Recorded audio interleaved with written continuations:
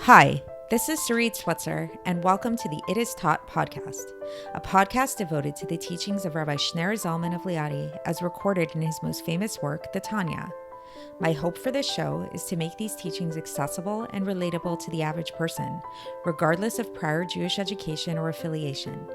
The episodes follow the prescribed daily study portions and are meant to serve as practical lessons in how to live your life as your true self and develop an authentic and powerful relationship with your Creator. I have personally experienced the effects the study of this work has had on me, and I'm excited to share what I can of this knowledge with you. So please join me on this journey of learning, self-growth, and connection with your source.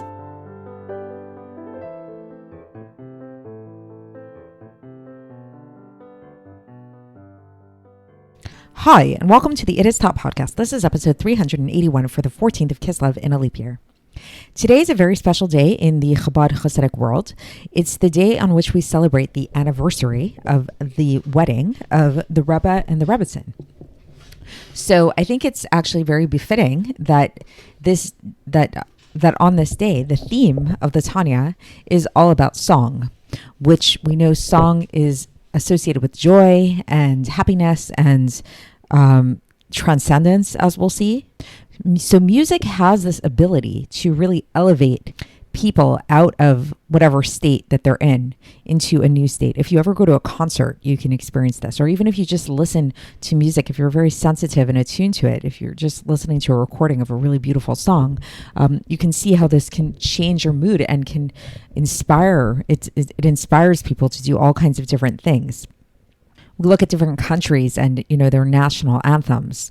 We look at different eras of history, and the study of music is a whole subject in its own right of how music really impacted the society in a way that we often don't recognize, but is very, very prevalent there. In Judaism at large, there's a very big emphasis on song from the beginning of times, in fact, whether it was the songs of the Levium, whether nowadays with Zmiras that people sing, and chazanos and stuff like that. And in Chabad Chassidus, for sure, the power of a niggin is spoken about extensively, that there's something about a niggin that can really get people beyond and can pierce through the heart in a way that just a simple teaching cannot.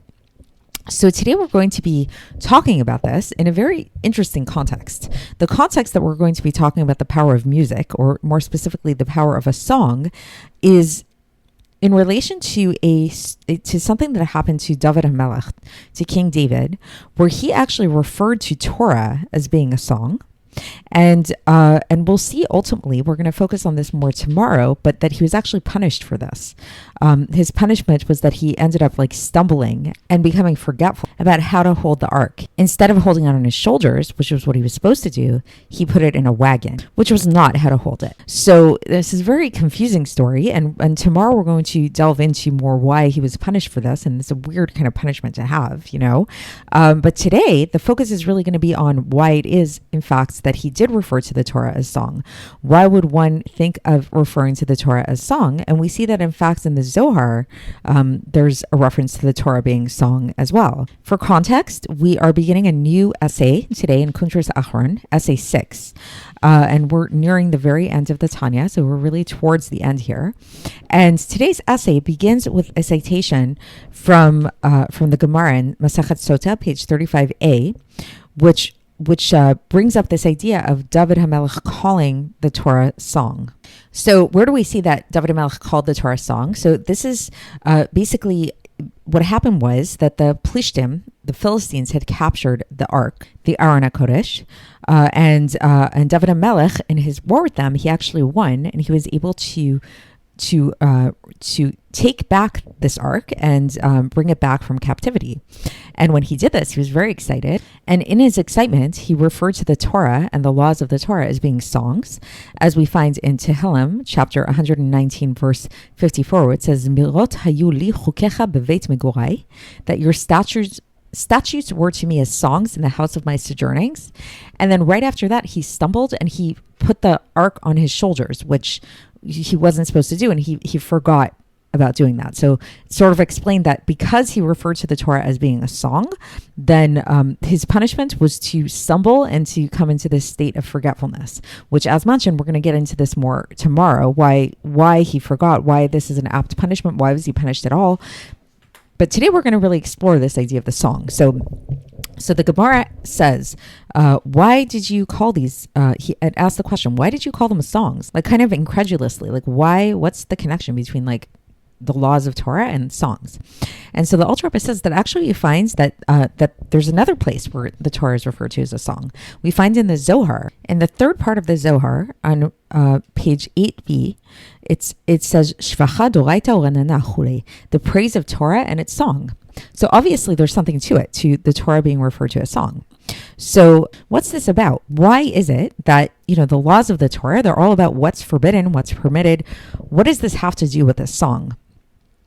So to understand this, the Alter Rebbe actually brings another citation, this time from Tehillim chapter 92, verse 10, which says, Ma gadlu ma'asecha Hashem me'od amku machshavotecha.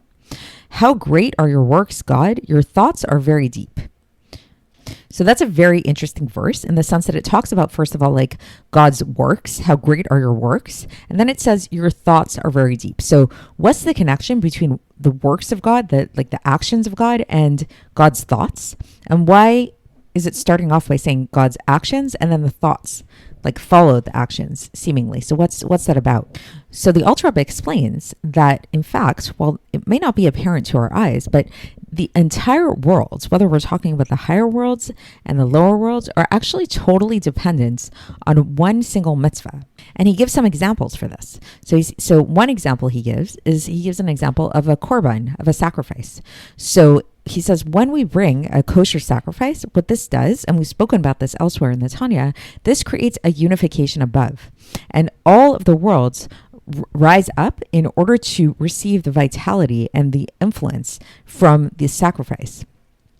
And if somebody alters the ritual, alters the rules that are involved in this bringing of the sacrifice, like if, for example, the person receives the blood with their left hand, where really you're supposed to receive the blood with your right hand in the case of a sacrifice, or if the vessel that they use to bring the sacrifice is not valid, or if there was some kind of a chatzitza, like there was some kind of impediment or something like that, like if any slightest detail goes wrong in this bringing of the sacrifice, then the entire vitality, the entire influence that these worlds were meant to receive, if the sacrifice would have been given correctly, becomes nullified. And they don't receive this vitality. It's like they're cut off from their life force, basically. And then the Alter Rebbe brings another example. He brings an example of tefillin. So if you have tefillin, kosher tefillin, then when a man puts on tefillin, then what happens is there's a revelation of the supernal mind of the zer anpin and the nukva. So that's the midos, the emotive attributes within the world of Atzilus, which is the source of all of the worlds, as we've learned.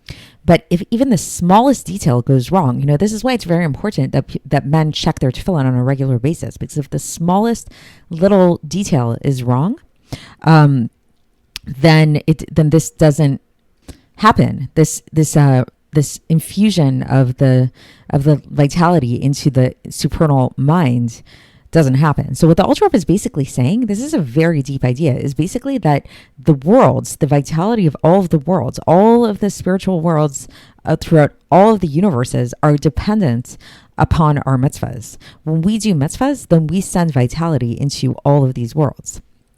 And the Alter Rebbe says that this isn't just true about positive commandments, like bringing a sacrifice or putting on tefillin. Those are positive commandments that we can do. But this is true also for the negative commandments, for the prohibitions, that all of these different prohibitions that we, that there are, we need to make sure to keep all of their details. And every single one of the details of these prohibitions affect all of the worlds. And so thus, says the Alter Rebbe, keeping this in mind, so if a person sits down and meditates upon the world, And it's like you look at the world, and people do this, even non-religious people will do this. People will look around and be like, the wondrous mountains, the great oceans, outer space, like there's so much to be mesmerized by. And when we have a sense of God, then this makes it even more great, right? We realize like, wow, God, you created all these things. It's Magad Luma Secha Hashem, we say. How great are your works, God.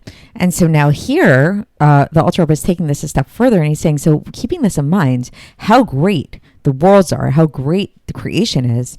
And then we realize like, wow, all of this creation, it's actually nullified to one little detail of the Torah, meaning it's totally dependent upon one little dictate of the Torah, one little thing that we need to do.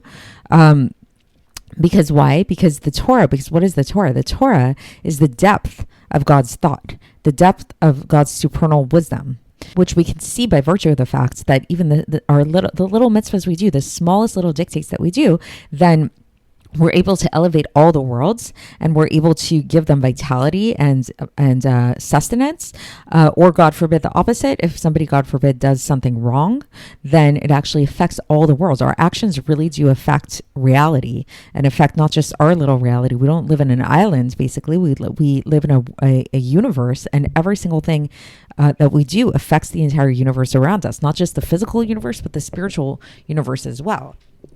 And so when we really meditate upon this, when we really think about how this works, like when we start to realize that the Torah, the laws of the Torah transcend reality, transcend creation.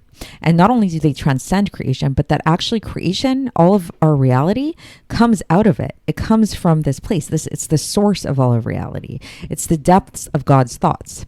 Just like a way that we can think about it is like the hair. So the Alter Rebbe likens it to a person's hair. So the hair comes out of a person's brain. And this is spoken about in the Tikkunei Zohar and the Idra Rabbah, about how the hair coming out of the brain is sort of like a way that we can think about like how creation happens. Like there's a sort of idea that the hair is like where there's this like spiritual energy flow coming out from our brain, but yet we know that it's not the brain, right? It's just like, but it is energy coming out from the brain. So that's kind of like what the world is. The world is like God's hairs like coming out from his brain, but the brain is the Torah and the laws of the Torah. And so David HaMelech, when he recognized this, then he was dancing and singing, and he was very gladdened in his heart in being involved in Torah when he was in a low place. So it's like when he got the Torah back from the Plishtim, then he was extremely excited, and he couldn't help but think of this as music, as song. And why music specifically? So this is the end of the section, and now I'll just give my little commentary on this. So music, like I mentioned in the introduction, is transcendent. Music like goes over and above it. There's something ethereal about it. It's something that kind of lifts us up, that elevates us out of our current state, out of our current reality. And they're all different kinds of songs, right? Some songs are depressing. Some songs are angry. Some songs are joyous. There's holy music. There's music that's not so holy.